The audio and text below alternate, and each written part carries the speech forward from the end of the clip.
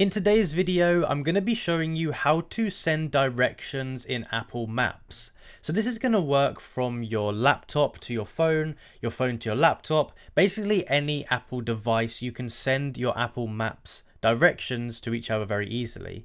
Now, a use case of this might be if you want to look up the directions first on your PC, maybe you want to plot out the map first, and then you want to go ahead and send it to your Apple device. This is how you can go ahead and do it.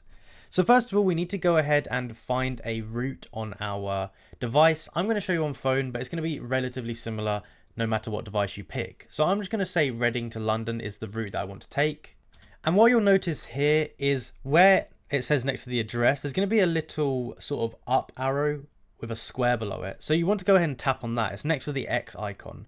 And by tapping on that, it's going to allow you to go ahead and send the directions. We have a ton of different options of who we can send to, so it's going to give you some recommendations based upon your recently contacted, but you can also send through things like AirDrop, Messages, Mail, Notes, ton of different apps here. And then we also have the copy button, and the copy button is going to send us a link which we can open in our devices, which is going to go ahead and give us a direction. So if I copy this link here, I can now go ahead and paste that link into Safari, and it's going to give me the option to open it up in Maps. What I can do is I can press open, or I can press cancel, like I use the Safari version of Maps. And it's really as simple as that to go ahead and send directions. You can send this from one device to another very easily.